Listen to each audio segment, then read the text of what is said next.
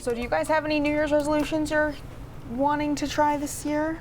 I'm doing dry January. You doing it? Yeah, I'm gonna give it a shot. See how it goes. You're not a. It's a weird thing to say on TV. You're not a big drinker, anyways, right? But you're gonna take it to zero. Socially. Take it to zero. I'm just curious.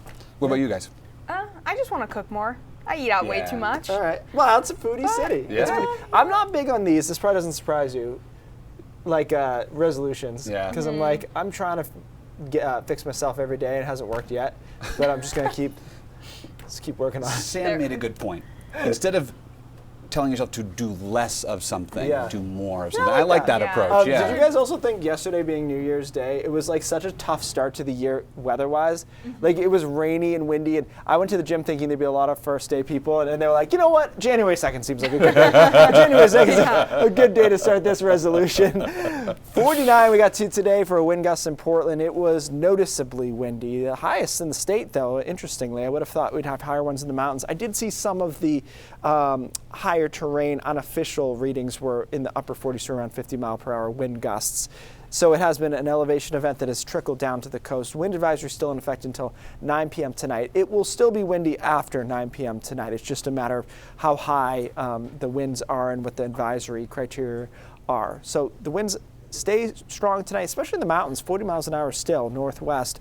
Tonight, those are gusts. Along the coast, closer to 25 to 30 mile per hour wind gust overnight, and the winds stay here tomorrow too. They're a little bit decreased from today for sure, but you'll notice that it's windy and it will be colder tomorrow, so it'll feel colder than it did today. And then the wind settles down on Friday night, and Saturday starts to be quite cold. Friday night, Saturday, as the winds settle down.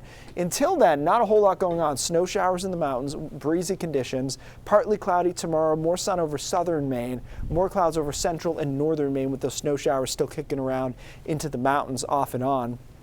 And then we do it again on Saturday, but it's colder because the winds settle. So on Saturday, we're likely in the 20s everywhere, even along the coastline for highs, and we won't even get that warm into the mountains in northern Maine, likely in the teens all the way during the day on Saturday, and even colder on Sunday with the coastline in the teens.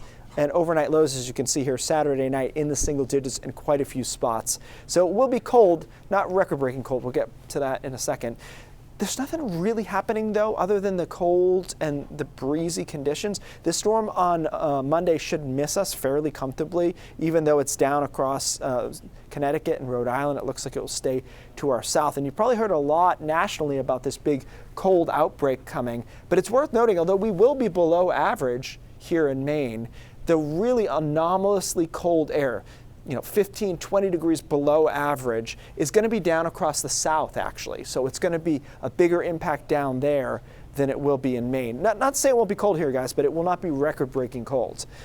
So that's something to keep in mind. And no big snow here either. It's very interesting. I did some skiing over the holiday break, and there's a lot of trails, and this is just true in the mountains, where there's snow, but not enough to open the trails. You know what I mean? Where they weren't blowing snow, there was just enough that you could ski down and hit rocks, Right. And that's kind of where we are this year. It's just a little short. And issues with cross-country skiing, places that don't make their own snow, having to figure out all that. Just the last couple of years, we're quietly 2 feet below average for snow at this point in Portland. And even though it's been cold, it just hasn't connected much. Well, we'll cross our fingers. Yeah, see what happens. Thanks, Keith.